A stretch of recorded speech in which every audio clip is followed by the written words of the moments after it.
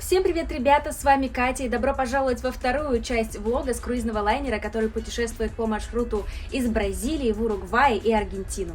Сегодняшний день мы проведем в столице Аргентины, в городе Буэнос-Айрес. В переводе с испанского языка название города обозначает «хорошие ветра».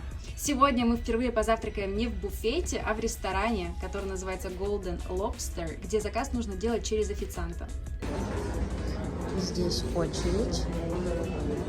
К счастью, стояли мы совсем немного, нас объединили с другими парочками и посадили за столик из 6 человек.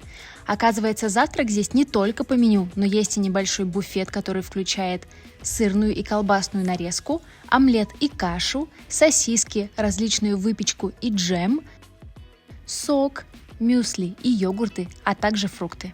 Чай и кофе можно заказать у официанта, а в меню сегодня были блинчики, вафли и яичница. Я тут немножко не уверена насчет съемки в Буэнос-Айресе и того, чтобы быть в сережках. Но Лукас говорит, нормально. Все, я сняла сережки. Ну, если я буду снимать и буду в сережках, то тогда я буду вообще беспокоиться за свое благополучие. А если я сережки сняла, то уже можно и фотоаппарат достать.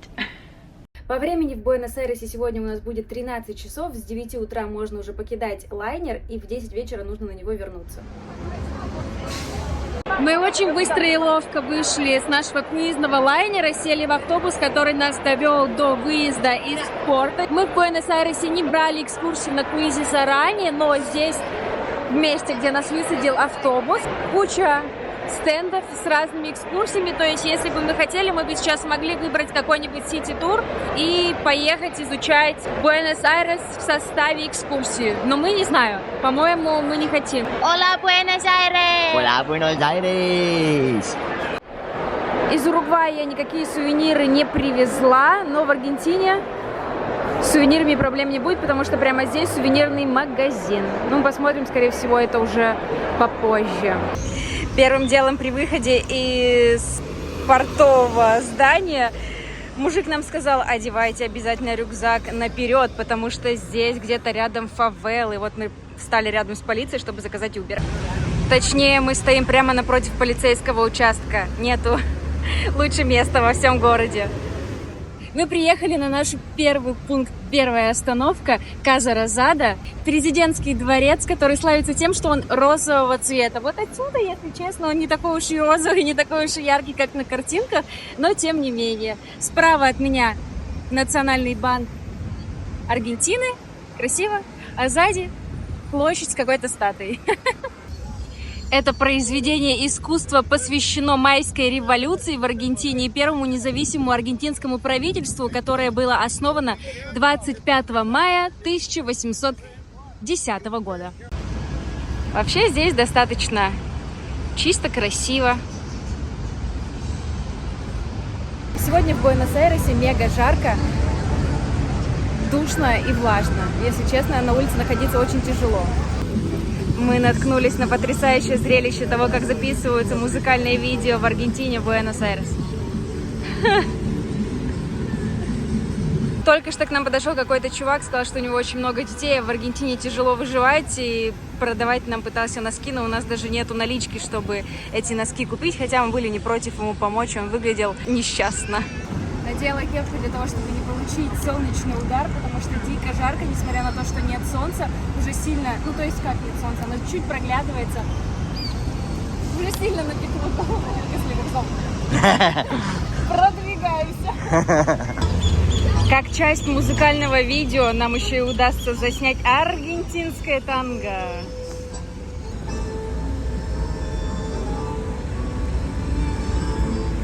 Мы продвигаемся к нашему следующему пункту назначения, и мы вышли на такую улицу, если честно, очень похожа на Париж.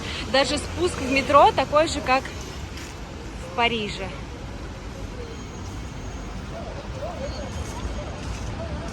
Зашли в местную аптеку чисто охладиться. Здесь столько всего интересненького, что если бы это была бразильская аптека, то я бы здесь жила. Я бы прописалась здесь, время что-то покупала бы здесь. Она гигантская. Буэнос-Айрес – самый крупный город Аргентины, а также один из крупнейших городов Южной Америки. Его часто называют Парижем Южной Америки из-за своей архитектуры, вдохновленной европейским стилем, богатой культурной жизни и множества кафе и ресторанов. Буэнос-Айрес также известен как родина танго. Численность населения Буэнос-Айреса составляет около 3 миллионов человек, а Аргентины – более 45 миллионов. Для сравнения, все население Уругвая, где мы были в прошлом влоге, составляет около 3,5 миллионов человек. Зашли в сувенирный магазин. Выбираем мне магнитик. Я считаю, вот эти вот очень прикольные. Еще мне вот такие нравятся. Наклейки с футбольной тематикой. Также масса сувениров с национальной любимицей. Мультик Мафалда. Даже фартук. Так-то прикольно. Я выбрала магнитик. Здесь можно выбрать почтовую карточку, подписать и прямо тут же и отправить. Цветочные лавки. Таких нам не хватает в Бразилии. По городу, кстати, ездят вот такие вот цветные автобусы, в которых можно... О, вот же он! В которых можно прокатиться и сделать сити-тур, тур по городу. В городе, по крайней мере, где мы идем, очень много таких милых кафешек на улице со столиками. Сейчас, правда, никто не сидит на улице, потому что очень жарко, все сидят в кондиционированных помещениях. Аргентинские эмпанадос. Сзади меня находится обелиск Буэнос-Айреса, который был возведен в 1936 году в честь 400 лет с момента основания города. Высота обелиска 67 метров. Сейчас напротив меня обелиск, а сзади меня буквы Буэнос-Айрес, очень красивые, с которыми можно сфотографироваться. Также мы находимся на очень известной улице в Буэнос-Айресе. Это самая широкая улица в мире. Ее ширина составляет 120 метров и занимает несколько минут для того, чтобы пересечь. Улица называется 9 июля в честь Дня независимости Аргентины.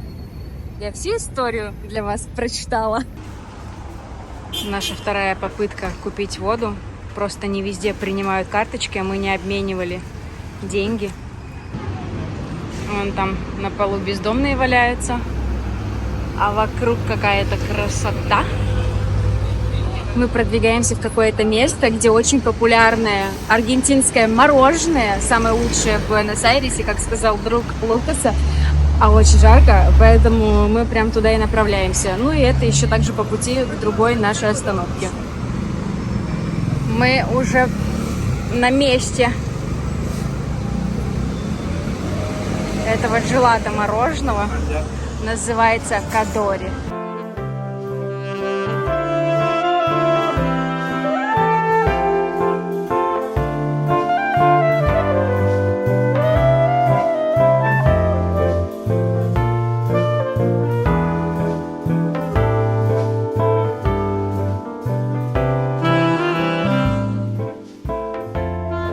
Ого! У меня белый шоколад и дульси де лече. Это вареная сгущенка. Очень вкусное мороженое. Такое ощущение, что он сейчас сам лизнет. Raspberry and pistachio. У Лукаса фисташка. Писташка? Нет, фисташка. Как по-русски писташка. И малина. По версии National Geographic, это место входит в десятку лучших мороженых мира. На улице пошел дождь. По погоде сейчас гроза. Вау! Но в час как будто бы солнышко.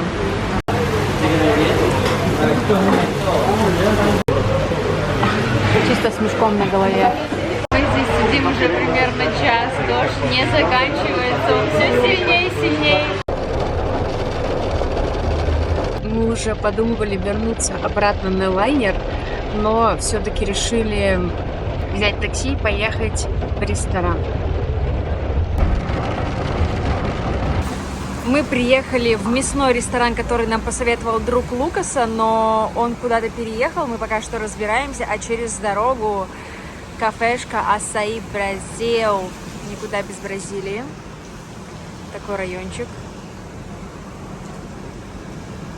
Этот ресторанчик находится в минуте ходьбы от оригинального, называется Ля Кабрера. Здесь очередь из людей, ожидание в течение 30 минут. Мы встали в лист ожидания, возможно, будет и меньше 30 минут, нам сказали. Если сесть сразу же на улице, то ждать не нужно, но что-то нам на улице не захотелось сидеть.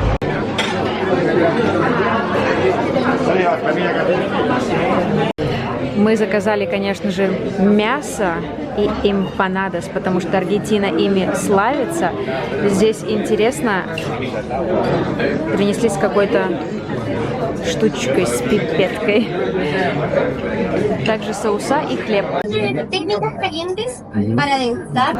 Вообще, если вы не знали, Лукас говорит на испанском языке, потому что он молодец. И он сейчас все нам расскажет. Нам что-то принесли здесь на дегустацию, какие-то штучки. Яблочное пюре, картофельное пюре, картошечка, томаты. Мы обычно красное вино не пьем, но теперь после Уругваи, Монтевидео, мы профессионалы. В Каза Пуэбло мы тоже кушали эмпанадос, когда мы были очень голодные. Это, конечно, не сравнится. Пирожок с мясом. Вау. И салат. Gracias. Сейчас будет резать нам мясо.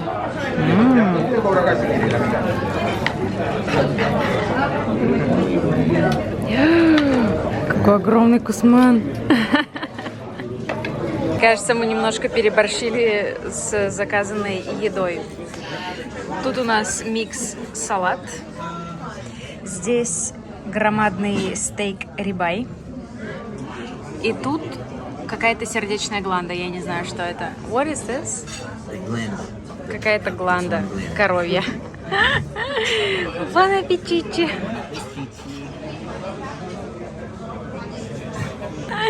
Сон после обжорства. Мы закончили. Мы ее не съели. В Аргентине, оказывается, они едят все части коровы. Это был самый огромный кусок мяса, который я когда-либо пробовала в своей жизни. Тут за каждый стол по окончании ужина, обеда приносят чупа-чупсы.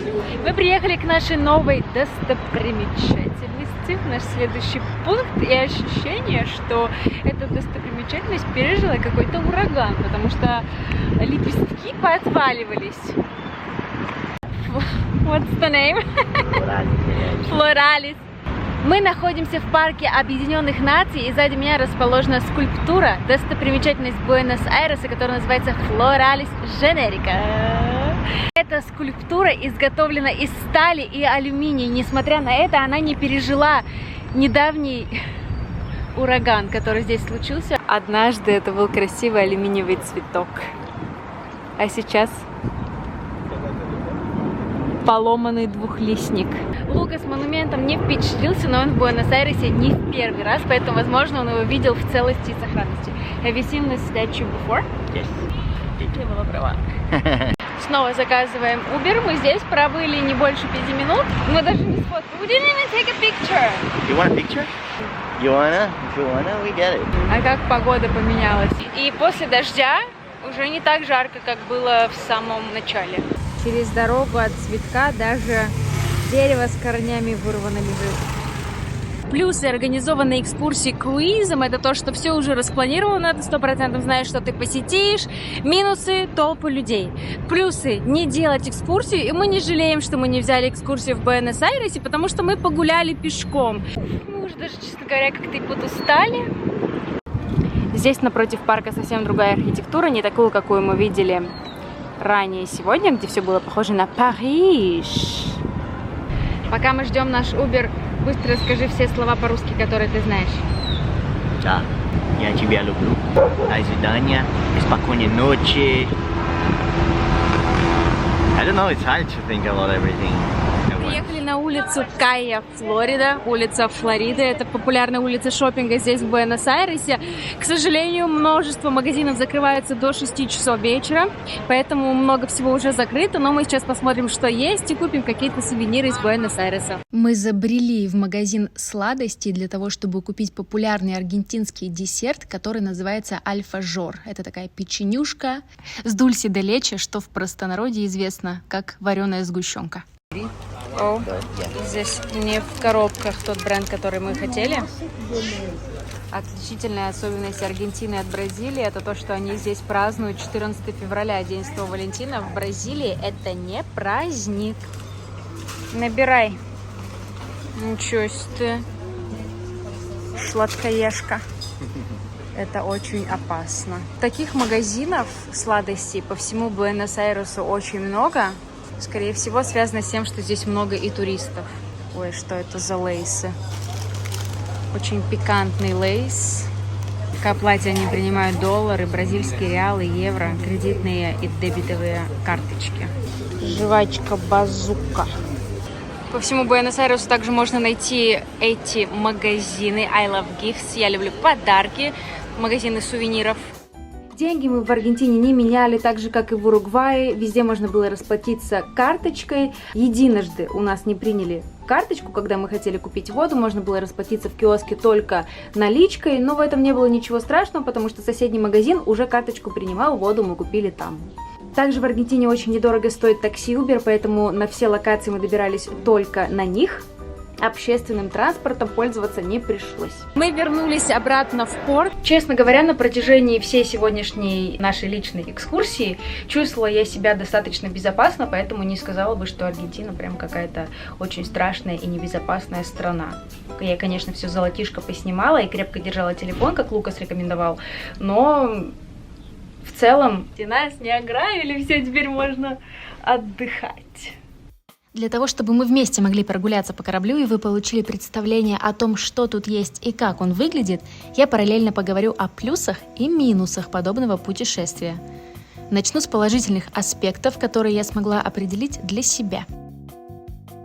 Во-первых, это удобство и комфорт. Оплатив билеты, а для дополнительного удобства и экскурсий в посещаемых городах нет необходимости каждый день собирать чемоданы, бронировать отели, выбирать рестораны и волноваться о том, как переехать из пункта А в пункт Б. Ваша каюта служит вашим домом на протяжении всего круиза, а команда лайнера позаботится обо всем остальном.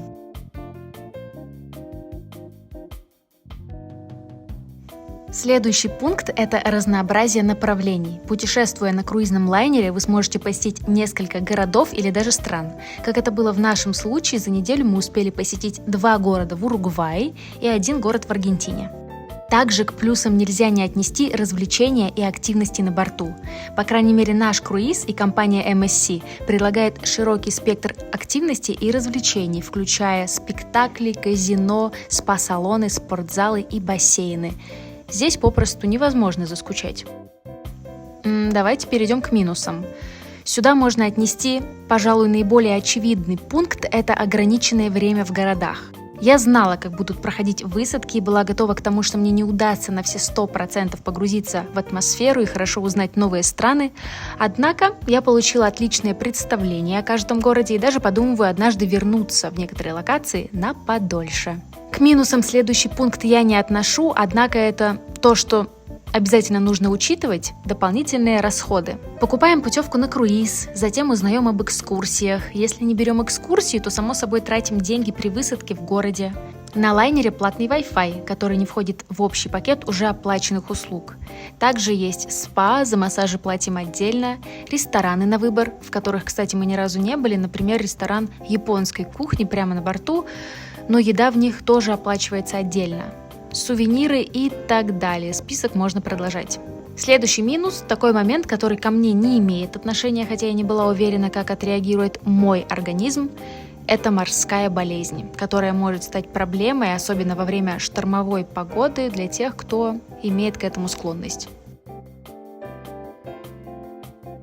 Добро пожаловать на верхнюю палубу корабля, где расположены бассейны и джакузи, а также множество баров на открытом воздухе. Тут проходит большинство дневных активностей, соревнований, утренняя растяжка и аэробика.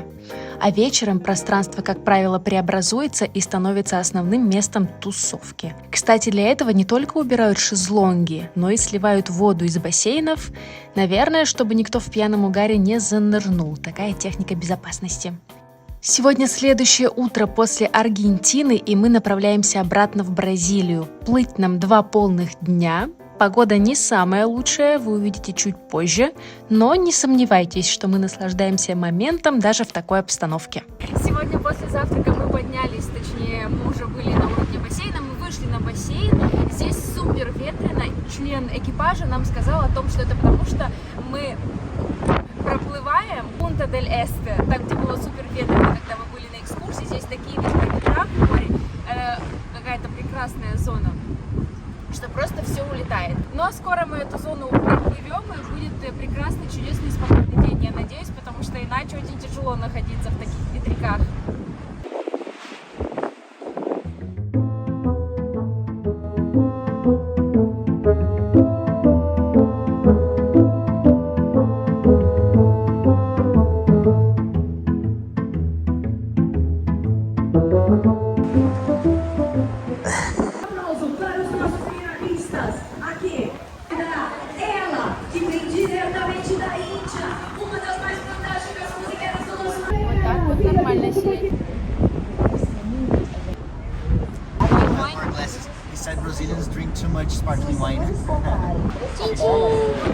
Погода наладилась, уже не так ветрено, несмотря на то, что по моим волосам не скажешь, по крайней мере стало тепло.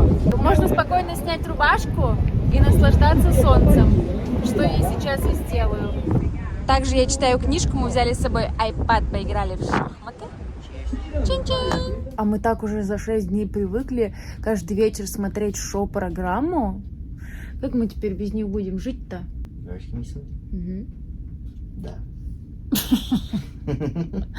Лукас на все просто ответ, да, потому что он ничего не понимает. Ребята, посмотрите, похоже, мы проспали объявление о том, что сегодня белая вечеринка. Мы оба в черном.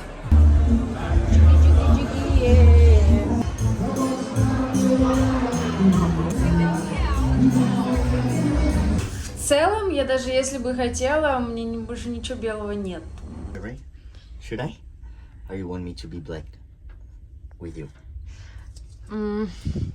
Oh, I have this. This is white. Мы смотрим, что у нас есть беленького. Каждый день нам приносят планер. Да, сегодня вот черным по белому написано белая вечеринка, на которую мы не приодеты как надо. Let's go have dinner! Ну что? Что? Что, вставай? Вставай! У меня козий сыр с запеченными овощами, а у Лукаса Мешелёв.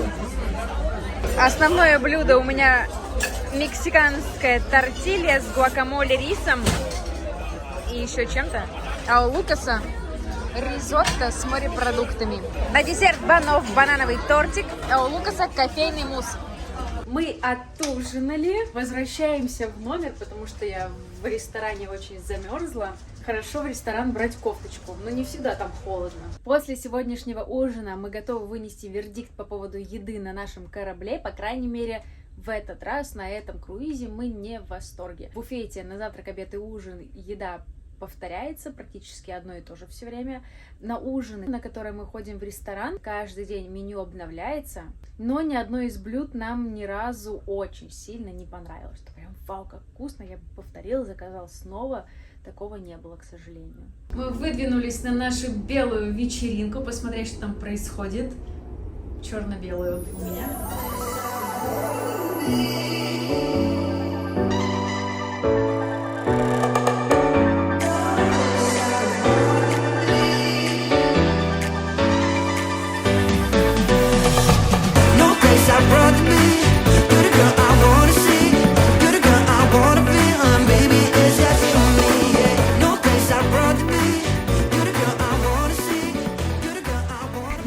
у бассейна нам показалась скучной, поэтому мы пошли в ночной клуб местный, и там был бразильский фанк.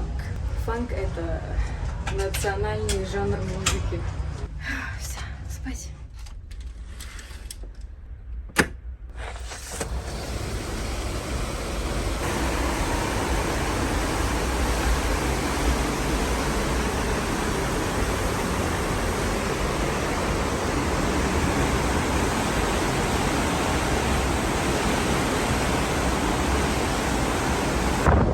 Обстановка сегодня ничем не отличается от вчерашней, может быть лишь только тем, что кажется ветер еще сильнее. Пространство от лежаков очищено.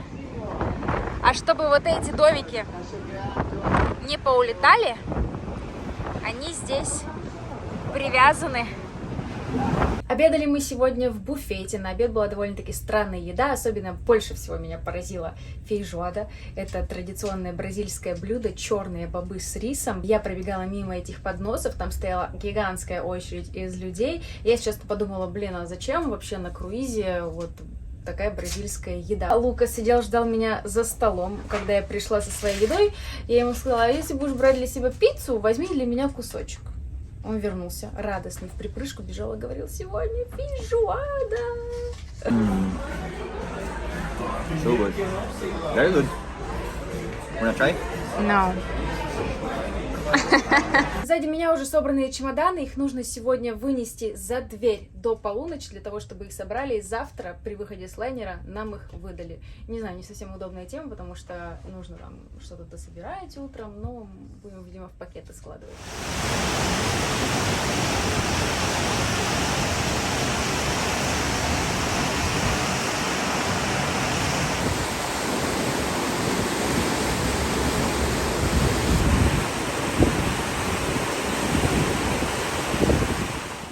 Мы направляемся на последнее шоу-представление.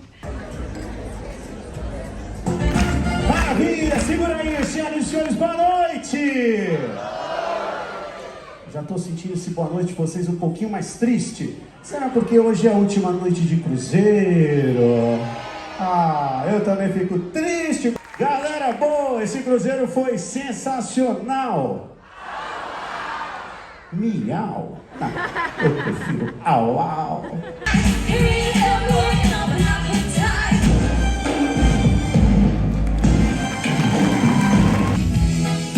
Isso é verdade, que tem saudade.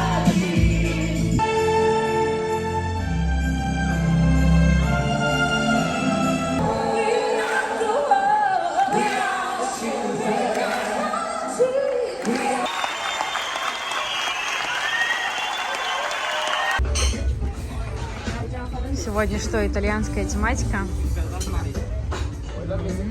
Хорошо, что я сегодня в жакетике, потому что в ресторане опять прохладно. На шоу сегодня было все: и танцы, и песни, и балерины, и диснеевские принцессы, и акробаты, полный пакет.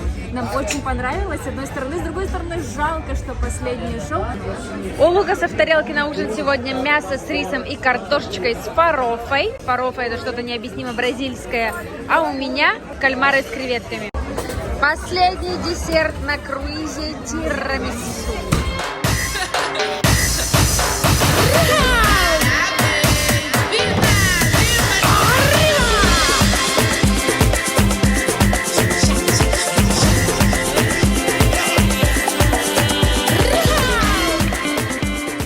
У нас за ужином официанты сошли с ума. Сегодня же карнавал, неделя карнавала в Бразилии.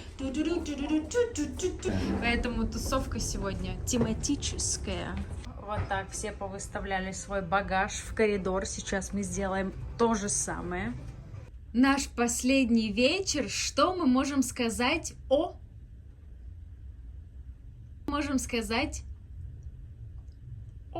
Что мы можем сказать о нашем опыте в круизном лайнере? Что мы можем сказать о нашем опыте на Что мы можем сказать... Мысли Лукаса по поводу нашего опыта на круизном лайнере. It's a unique experience, completely different from everything I've experienced before, and it's super worth it. I would definitely advise everyone to do a cruise at least once. The food is great, the shows are amazing, a lot of things to do, everything's super fancy, super pretty, and yeah, it's very nice. We The loved food it. is great. The food is good. The food was good. The food was good. Not Nothing great. was, yeah, nothing was amazing, but everything was good. Спасибо за ваш вклад в наше интервью, сэр. Мне все понравилось на круизе, все недостатки перекрывают огромное количество достоинств. Завтра мы должны будем подняться в 6 утра, потому что Лукас решил, что нам во что бы то ни стало нужно попасть на завтрак, который будет идти с 6 утра до 7:30. В 7:30 нужно выехать из комнаты, и в 7:50 уже очередь нашего крыла, наверное, я не знаю, чтобы выйти с круизного лайнера. Мы оставили наш багаж, Лукас переживает, что его кто-нибудь утащит куда не надо. Because there are no cameras around. Потому что нет камеры, вокруг бразильцы.